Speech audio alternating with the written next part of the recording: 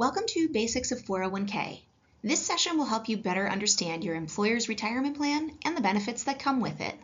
I am Janelle Cross. When you're working, your paycheck comes from one source, your employer. But in retirement, it isn't so cut and dry. About 40% will come from Social Security, and you may have a pension benefit, or maybe you'll elect to work part-time or have other sources of income. But the size of your retirement paycheck will be largely influenced by the savings you accumulate over your working career. Every plan has an eligibility period that you must satisfy before you can participate. You may be eligible on your first day of employment, or you may have to wait up to a year to join. Once you're eligible, you enter the plan at the next entry date, which ranges from daily to twice annually. Let's say your plan has 30-day eligibility and monthly entry dates. If you're hired on September 4th, you become eligible 30 days later on October 4th, and you join the plan on the first day of the next month, or November 1st. Enrolling in your plan can be confusing, which might make it easy to set decision-making aside. But life moves at the speed of light, and before you know it, years of savings opportunity might pass you by. This is why many plans have automatic savings features. In an automated plan, if you do nothing, you automatically join the plan at a specified savings rate, like 3%. If your plan also has auto escalation, then your savings rate will increase each year until you reach a specific savings rates. Most increase savings by 1% each year unless you opt out. But each plan's auto features are different, so consult your plan documents for details on how your plan works. Some employers make contributions to your retirement savings too. A matching contribution is a match of dollars you save, but if you aren't contributing, there will be no match. Alternatively, your employer might make profit sharing or non-elective contributions even if you are not contributing. Be sure you understand what type of contribution your employer makes and aim to make the most of it. We call that getting all the free money. Next, you should understand the vesting schedule, which defines how quickly you gain ownership of any employer contributions. Schedules range from immediate to a maximum of 6 years. If you leave the company before being fully vested, you may forfeit some employer contributions. For example, if you leave after 1 year, you may take only 20% of the employer dollars with you. But once you satisfy the vesting period, you'll own 100% of the employer contribution. One more note, vesting does not apply to your contributions, which are always fully vested. Finally, we know picking investments can be confusing, so most plans offer a default investment. Like the auto features, the default investment is the do nothing option. Unless you select your own investments, your account will be invested in the default option. We will talk about target date funds, which are the most common default investment, in just a minute.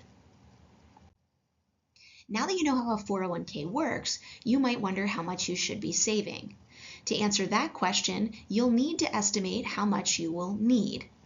While every situation is different, most folks need to replace about 70 to 80% of their income in order to maintain a similar lifestyle in retirement. But there are other demands for your financial resources, and it can be hard to save as much as you should. So here's a simple rule of thumb for basic savings goals. If you start saving in your 20s, aim to set aside at least 7% of your paycheck. Starting in your 30s, we'll shoot for a 10% savings rate. If you're starting in your 40s, aim to save 15% of your pay for retirement. Now, if life's thrown you a couple of curveballs and you're only starting to save for retirement in your 50s, strive for a 20% savings rate in order to be on track. You can see the longer you wait to get started, the higher the goal. So the most important thing you can do is to simply get started. That brings us to the concept of compound interest. Simply put, compound interest is piling up earnings on top of earnings on top of earnings. The name of the game in investing is to let your investments grow over time. The longer the dollars stay in your 401k, the bigger they can grow. In this example, getting started at age 25 versus 35 left this person with almost twice as much. Again, the most important thing is to start. Even if it's only 2 or 3%, get started today. Let's see how powerful it can be to add 1% to your savings rate each year. Spoiler alert, committing to steady, incremental changes is a huge wealth creator. One of the best 401k habits is to increase your savings by 1% annually. For a person earning $50,000, 1% reduces your take-home pay by about $16. And if we're being honest, you're probably spending at least that much on something less important than a healthy financial future. But that $16 per pay really adds up. Meet Smart John and Smarter John. John earns $50,000 per year and starts saving 2% in his 401k. Smart. But Smarter John adds 1% each year until he reaches a 10% savings rate. That $16 per pay leaves Smarter John with 4 times as much. For $16 a pay, Smarter John bought himself an extra $167,000 of retirement possibility. So every year make a habit of increasing your savings rate by 1%, a change you probably won't even notice along the way that will make a mountain of difference in your future. You probably know that markets go up and down. In fact, they bounce around so much that being an investor can feel like riding a roller coaster. Some of us like to keep our feet on the ground, while others have zero reservations about signing a safety waiver before climbing aboard the triple loop upside down inside out coaster. In investing, we call this your risk tolerance. To get on the right investment ride, you'll need to consider things like your time horizon or how many years you have to save. Your emotions. Investing is equal parts emotional and financial. So be honest about how you're likely to react when the market goes down, as it inevitably will. Does a sky is falling headline make you hide under the covers, or do you keep going about your daily routine, confident that downturns are temporary? Your financial health, and specifically whether you have an emergency savings account, is an important consideration. To make this process easy, there are risk tolerance quizzes on your plan's website. And after you determine your risk tolerance, you're ready to select investments. Researching and monitoring investments may not be your favorite thing to do, so you might consider investing in a target date fund.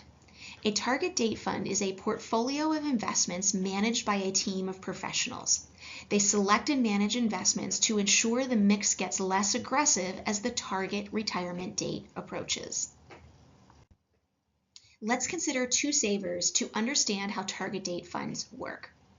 Kate is 30 years old and expects to retire in 2062 when she will be age 67. Kim is 58 and expects to retire at 67 as well in the year 2034. For Kate, retirement is further away, which means she has a higher risk tolerance. Kate's target date fund manager will design a portfolio that earns more over time, but also goes up and down more in the short term, since her retirement, the bullseye, is a long way off. Since Kim is closer to retirement and has less time to recover from a market downturn, her portfolio manager will design a portfolio with lower risk because the bullseye is closer. Target date funds take the guesswork out of investing by letting investors set it and forget it. And that's why target date funds are the default investment in many 401k plans. But if researching and monitoring investments is at the top of your list of fun things to do on a Friday night, well, then you might want to build your own portfolio from the list of funds offered in your plan. But to make sure you don't bite off more than you can chew, it's still a good idea to complete a risk assessment to figure out what type of portfolio you should build. Portfolio risk reflects the size of the slices in the pie. The more aggressive you are, the larger the aggressive investment slices, and the smaller the low-risk slices will be. The biggest decisions are now behind us: how much to save and how to pick investments. But some plans also give savers the option to decide when they want to pay taxes. This is the difference between traditional pre-tax contributions and after-tax Roth contributions. Pre-tax investors take their tax benefit today by contributing tax dollars before Uncle Sam takes his bite out of their paycheck. Pre-tax savers agree to pay their taxes later when they make withdrawals.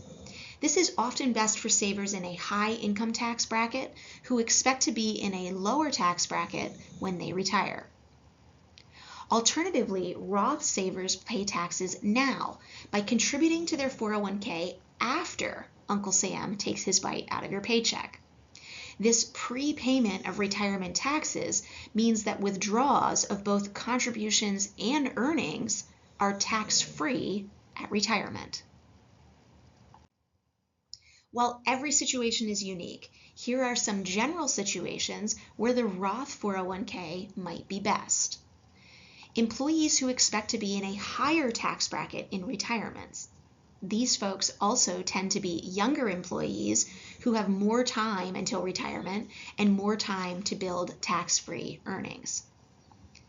To contribute to an individually owned Roth IRA, your income must be below IRS limits. However, Roth 401k plans have no such limits. In other words, any saver can be a Roth 401k saver. So employees who are not eligible to make Roth IRA contributions might opt to use the Roth 401k. And finally, Roth 401ks are inherited tax-free. So if you're saving money you intend to leave to your beneficiaries, the Roth option might be best. Now, this is a tricky topic, so I encourage you to speak to a financial coach or a tax advisor. You can also learn more about pre-tax versus Roth in our To Roth or Not to Roth workshop. Okay, we're on the home stretch. In an emergency, it's important to know what happens to your 401k. So let's talk about what happens if you die. Your 401k has beneficiaries. If you don't pick one, there is a default option set by your plan. Most often the default option is your spouse, then your children. But this isn't a decision you should leave to default. Do not leave your beneficiaries blank. Failing to name a beneficiary is a big mistake, so take the time to go online and enter your beneficiary information. Do not designate your estate or your will as the beneficiary.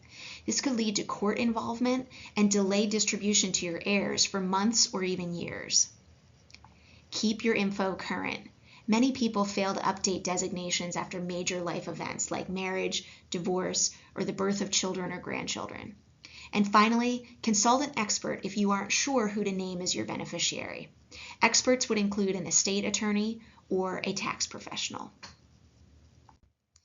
Wow, we covered a lot of ground. Remember, your 401k is a key part of a secure financial future, which is reaching a point when you have the money resources you need to do all the things you want. And Align is here to help. Money is, of course, valuable, but so is time, and I thank you for sharing your time with me today. If you have questions on this topic or another, please reach out. We look forward to connecting with you.